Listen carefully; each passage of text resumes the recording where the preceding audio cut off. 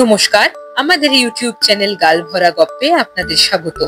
বাংলা সাহিত্যের বিভিন্ন সময়ের সাহিত্যিকদের রচনা দিয়ে সাজানো আমাদের এই চ্যানেল।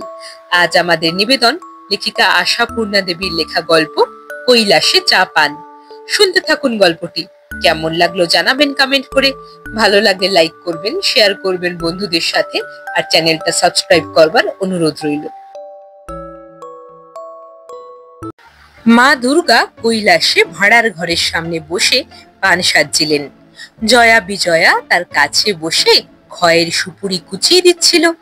তা দিক পান সাজাটি মা কারো হাতে দিতে রাজি নন। ভোলা মহেশ্বরের জিনিস বলে কথা, কে চুন বেশি দিয়ে ফেলবে, কে খয়ের বেশি দিয়ে ফেলবে, বেচারি ভোলানাথের গাল পুড়বে, জিভ তিতবে।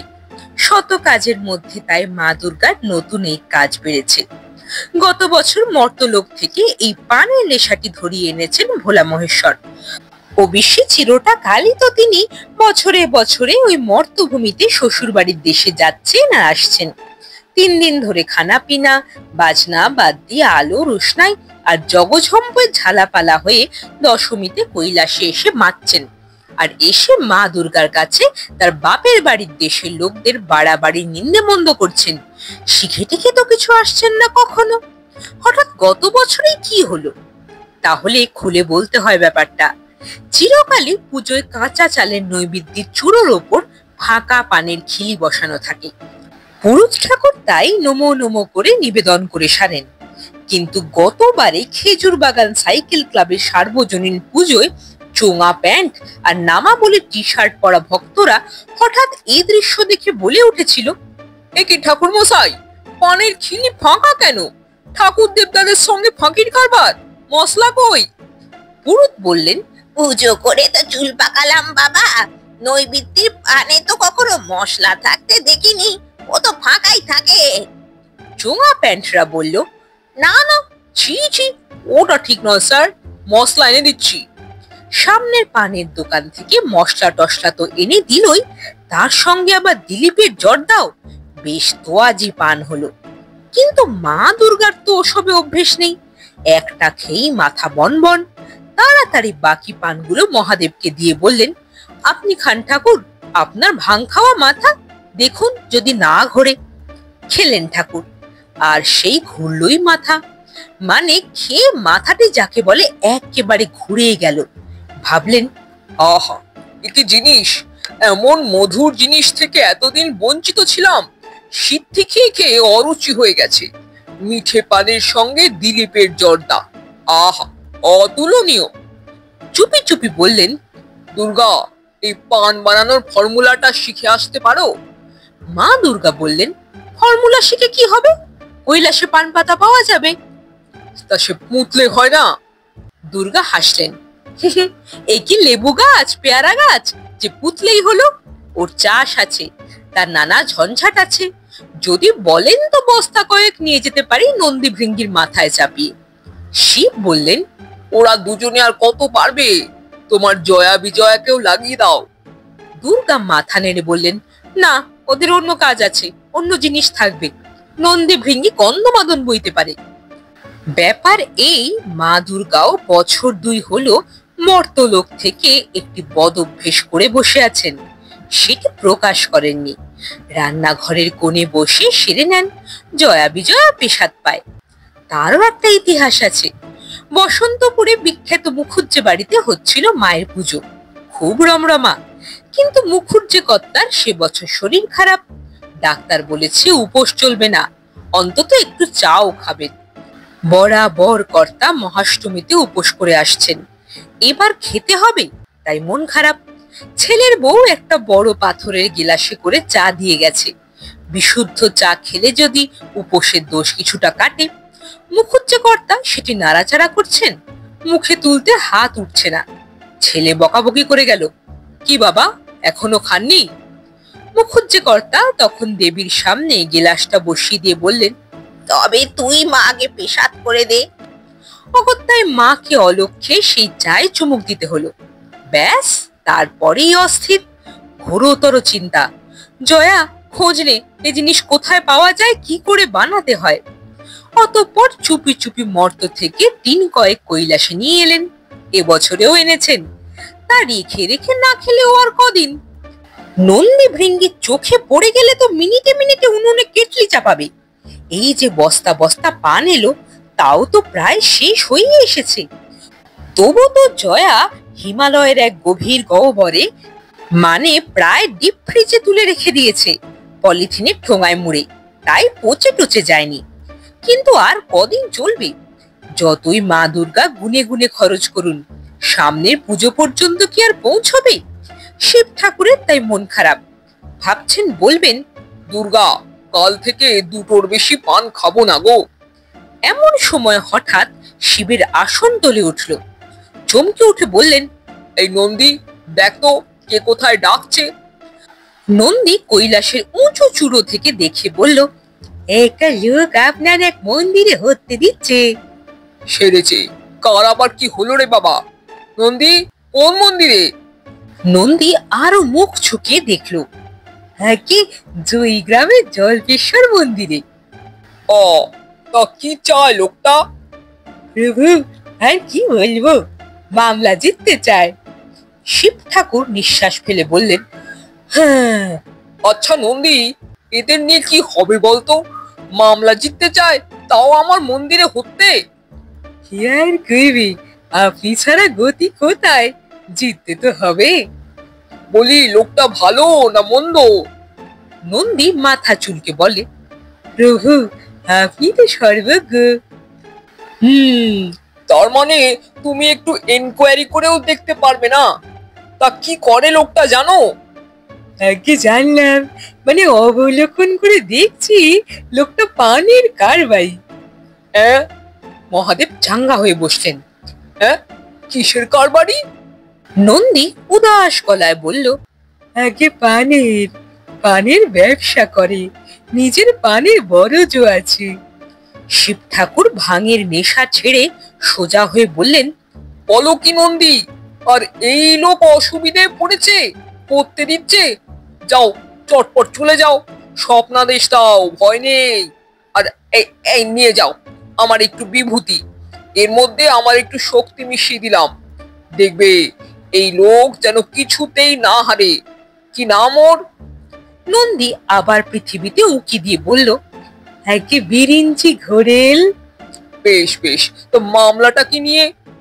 ওই যা হয় প্রভু, জমি জমা সম্পত্তি নিয়ে জ্ঞাতির সঙ্গে। ঠিক আছে ঠিক আছে, ওই জ্ঞাতিটাকে গো হারান হারিয়ে দিবি, চটপট চলে যা। মরতে যাবার নামে তো নন্দী এক পায়ে খাড়া। আহা, কত মজা ওখানে, কত আমোদ। পোড়া কৈলাসে সিনেমা আছে, সার্কাস আছে, মেলা আছে, রাত দিন বাজি বাজনা, সভা ফাংশন আছে। তাড়াতাড়ি সেজে গুজে মা দুর্গাকে প্রণাম করতে যাচ্ছে, ভৃঙ্গি ধরলো। বেশ মজায় আছিস দাদা, কদিন থাকবি? কি জানি, কদিনে কাজ মেটে। এন্টার সিনেমা দেখবি তো? নন্দী একটু হেসে ভৃঙ্গির পিঠ চাপড়ে বলে যায়, মন খারাপ করিস না, পরের চান্সে তুই যাস। ভৃঙ্গি বেজার গলায় বলল, যাব না কেন? মরতে যখন মরক মহামারী হয়ে বাবার আসন টলবে, তখন তো বাবা আমাকেই পাঠাবেন। ভৃঙ্গি গোঁজ হয়ে বসে থাকে। নন্দী মা দুর্গার অন্দরের দিকে এগোয়। কিন্তু ওখানেও আর এক কাণ্ড। ওখানেও পৃথিবীর এক ভক্ত আকুলি বিকুলি প্রার্থনায় মা দুর্গার আসন টলিয়েছে। বিজয়া এনকোয়ারি করে জেনেছে, জয়ী গ্রামের পঞ্চঘোরেল নামে এক লোক মা দশভুজার মন্দিরে মাথা খুঁড়ছে আর মোটা মোটা মানত করেছে মামলা জিতিয়ে দিতে হবে। মা দুর্গা প্রথমে ভারী রেগে উঠেছিলেন। উহ, কি জ্বালা, জগতে এত জীব সৃষ্টি করলাম, এই মানুষগুলোর মতো এত আবদেরে বায়নাবাজ তো আর একটাও দেখলাম না। বাঘ, সিংহী, হাতি, উট, সাপ, ব্যাঙ, মাছ, সবাই তো আমার সন্তান। তারা কে কবে আবদার করেছে, মা আমার এই করে দাও, ওই করে দাও, তাই করে দাও। আর ওই মানুষ রাত দিন ডাকাডাকি, খালি দাও আর দাও। মা আমার অসুখ ভালো করে দাও, আমার বাড়ি করে দাও, গাড়ি করে দাও, ছেলে মেয়েকে পরীক্ষায় পাশ করিয়ে দাও, বড় বড় চাকরি করে দাও, ভালো বিয়ে দিয়ে দাও, আমায় মান দাও, যশ দাও, রাজা করে দাও, মন্ত্রী করে দাও। লিস্টই আর ফুরোচ্ছে না। আমার মামলা মোকদ্দমাতেও জিতিয়ে দাও। উহ, বিজয়া গোমরা মুখে বলছে, তা যাকে যা শিখিয়েছো মা, সে তো তাই শিখেছে গো। অন্য সব জীবজন্তুকে ডাক ছাড়া আর কিচ্ছু শেখাওনি, তাই তারা সেই ডাকই ছাড়ে, গৌ গৌ, মিউ মিউ, হি হি, হাম্বা।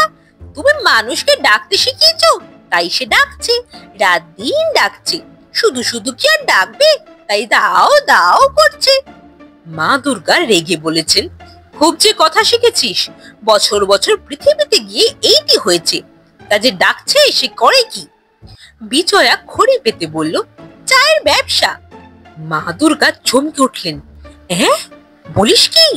হ্যাঁ মা, শুধু ব্যবসাই নয়, 3-4টে চায়ের বাগানও আছে তার। মা দুর্গা রেগে বললেন, আর তুই এই লোককে অগ্রাহ্য করছিস?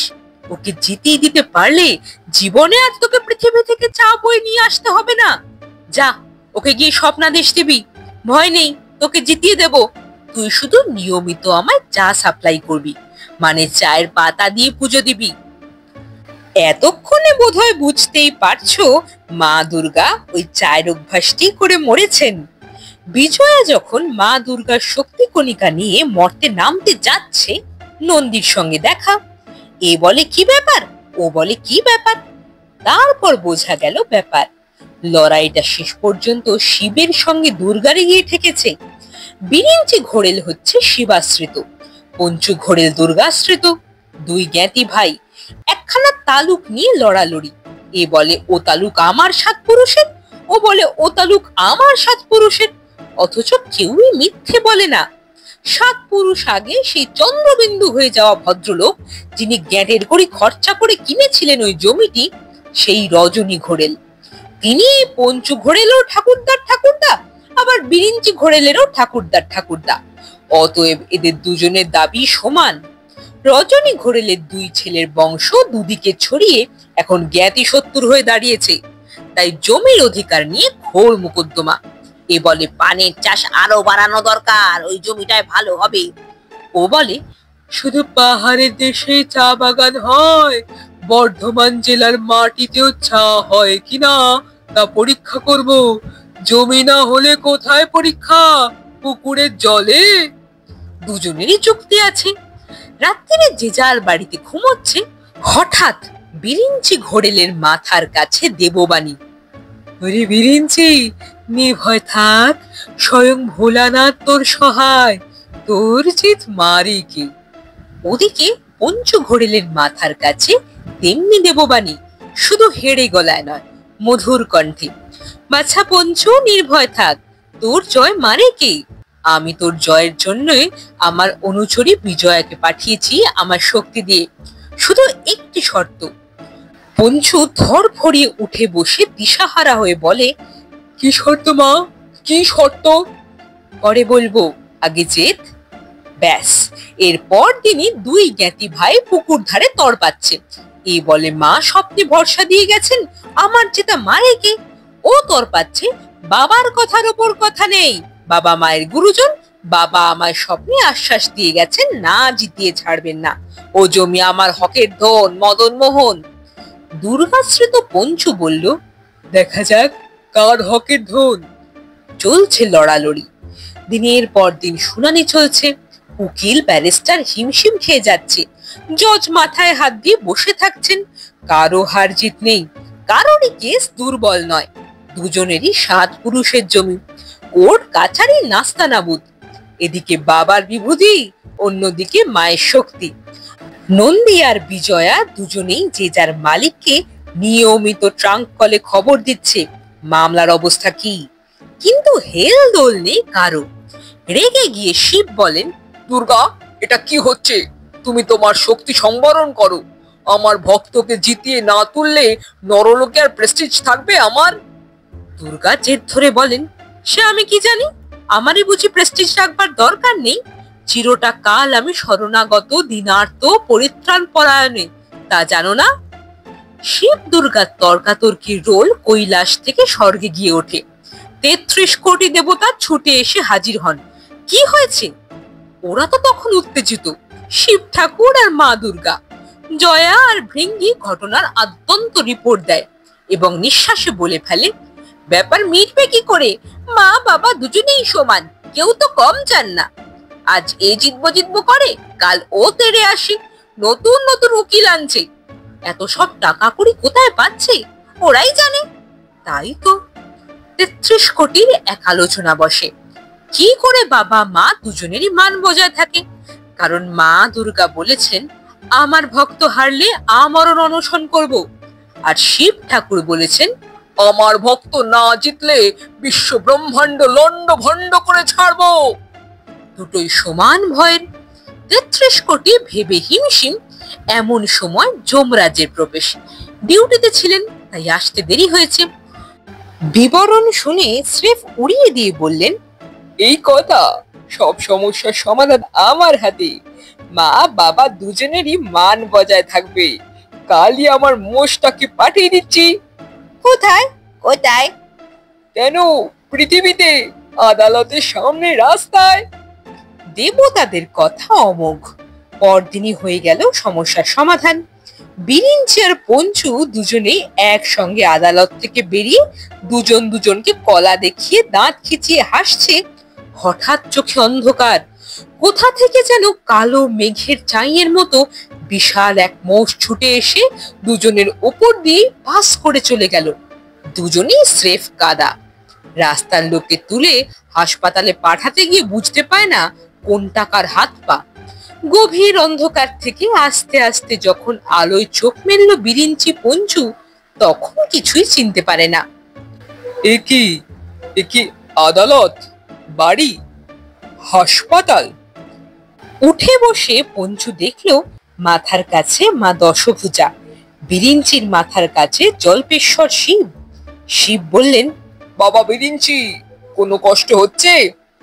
বুঝতে পারছি না প্রভু। তুমি কে মনে আছে? কি আশ্চর্য, কেন মনে থাকবে না? আমি বিরিঞ্চি ঘোড়েল, পানের কারবারি। দেশে বরজ লাগাবো বলে জমি নিয়ে। ঠিক আছে ঠিক আছে, সামান্য জিনিস নিয়ে ভাইয়ে ভাইয়ে ঝগড়ায় কাজ কি? এই দেখো, অগাধ অপুরন্ত জমি পড়ে আছে, সব তোমার। শত শত পানের বরজ লাগাও। বিরিঞ্চি রেগে বলে, বললে তো ঠাকুর, এত জমির খাজনা দেবো কোত্থেকে? আহা, খাজনা টাজনা তোমায় দিতে হবে না। তুমি শুধু প্রতিদিন আমার ওখানে কিছু করে পান পাঠিয়ে দেবে। বিরিঞ্চি উপর হয়ে পড়ে বলে, সে আর বলতে, কিন্তু প্রভু এ জায়গাটা কি? কি আশ্চর্য, বুঝতে পারছো না? কৈলাস। বুঝবো কি করে? কৈলাসে তো আর হরঘড়ি যাওয়া আসা নেই। তা হঠাৎ এখানে এসে পড়লাম কি করে? বাবা মৃদু হেসে বললেন, সে কথা জিজ্ঞেস করো না। তবে তোমার কারবারের বারবারন্ত করতে একটি বুদ্ধি দিই। তোমার ওই পান থেকে একদিন ৩৬ কোটি পানের খিলি ভালো করে সাজিয়ে ৩৩ কোটি দেবদেবীকে দুটো করে খাইও। তারপরে দেখো। ওদিকে পঞ্চু ঘোরেলের সঙ্গেও মা দুর্গার কথাবার্তা চলছে। মা দুর্গা বলেছেন, ওই কৈলাস শিখরে অফুরন্ত জায়গা পড়ে আছে, যত পারিস চা বাগান কর। শুধু একটি শর্ত, আমায় নিয়মিত চা সাপ্লাই করবি। ওই রান্নাঘরের কোণে বসে লুকিয়ে লুকিয়ে খেতে আর ইচ্ছে নেই। ভালো চায়ের যোগান দিবি। মাঝে মাঝে ৩৩ কোটি দেবদেবীকে ডেকে টি পার্টি দেব। বুঝুন ওরা আমার বাপের বাড়ির দেশের খাওয়া দাওয়াটি কেমন। পঞ্চু মহ উৎসাহে বলে, ভালো চা যদি বলেন মা, এক্ষুনি টি পার্টি লাগিয়ে দিতে পারি। শুধু একটা লম্বা আঁকশি যদি পাই। আঁকশি? মা দুর্গা আকাশ থেকে পড়েন। আঁকশি কি হবে? পঞ্চু ঘোরেল একটু ঘোরেল হাসি হেসে বলল, ওই নিচুতে দার্জিলিং এ আমার দুখানা চা বাগান পড়ে রয়েছে, ও দুটোকে টেনে তুলে আনবো। বিস্তর দেনাপত্তর করে এসেছি, শেষে আবার পাওনাদারেরা কিনে বেচে নিয়ে যাবে, তার আগেই রাতারাতি। মা দুর্গা অবাক হয়ে বলেন, আঁকশি দিয়ে গোটা দুটো বাগান তুলে আনতে পারবি? পঞ্চু কলবস্ত্রে বলে, তোমার দয়া আর তোমার আঁকশি, এ পেলে গোটা পৃথিবীখানা তুলে আনতে পারি মা। তা দুখানা বাগান? নাও বের করো আঁকশি, আজই কাজে লাগিয়ে দিই। আজই লাগিয়ে দাও টি পার্টি। যে কথা সেই কাজ। লম্বা এক আঁকশি লাগিয়ে চা বাগান দুখানা তুলে আনলো পঞ্চু। একেবারে কুলি কামেল মায় তাদের ঝুড়ি সমেত। নিজের বাগান নিজের লোকজন, চিনতে ভুল হয় না। তাছাড়া কৈলাসের একেবারে সরাসরি নিচেই তো দার্জিলিং, অসুবিধে হলো না টেনে তুলতে। টি পার্টি দিলেন মা দুর্গা। খেয়ে 33 কোটির দেবতা একেবারে বিভোর। ঝপাঝপ টন টন চায়ের অর্ডার দিয়ে ফেললেন পঞ্চুকে। ওদিকে বাবা ভোলানাথও বসে নেই, তিনি বিরিঞ্চিকে তাকাচ্ছেন। বিরিঞ্চি, আবারও যে সেই হারা জেতা, পঞ্চু জিতে যাচ্ছে। বিরিঞ্চি মুচকি হেসে বলল, ঠাকুর, 50 চাল আমি টের পাইনি। আগেই নন্দী ভৃঙ্গি 2 দাদাকে পাঠিয়ে আমার বারুইপুরে 3খানা বড়জি উপড়িয়ে আনিনি। 36 কেন, একেবারে 72 কোটি খিলি পান মজুত রেখেছি। টি পার্টি শেষে মুখ শুদ্ধির জন্য দেবতা পিছু 1 ঘন্টা করে পান দেব। যেই কথা সেই কাজ, পানও ফেলনা হলো না। সেই নিয়েও দেবদেবী মহলে কাড়াকাড়ি আর অর্ডার দেওয়ার হুড়োহুড়ি। তদবধি কৈলাসে চা আর পানের চল। মোড়ে অমর হয়ে যাওয়া পঞ্চু আর বিরিঞ্চি সমস্ত কৈলাস ক্ষেত্র জুড়ে চায়ের বাগান আর পানের বরজ করে ফেলে অবিরত তাদের তদবির করে চলেছে। আর যারা খাবার তারা খেয়ে চলেছেন। শুনছিলেন লেখিকা আশাপূর্ণা দেবীর লেখা গল্প কৈলাসে চা পান। কেমন লাগলো গল্পটি জানাবেন কমেন্ট করে। ভালো লাগলে লাইক করবেন, শেয়ার করবেন বন্ধুদের সাথে, আর চ্যানেলটা সাবস্ক্রাইব করতে ভুলবেন না। তাহলে অপেক্ষা থাক পরবর্তী গল্পের জন্য।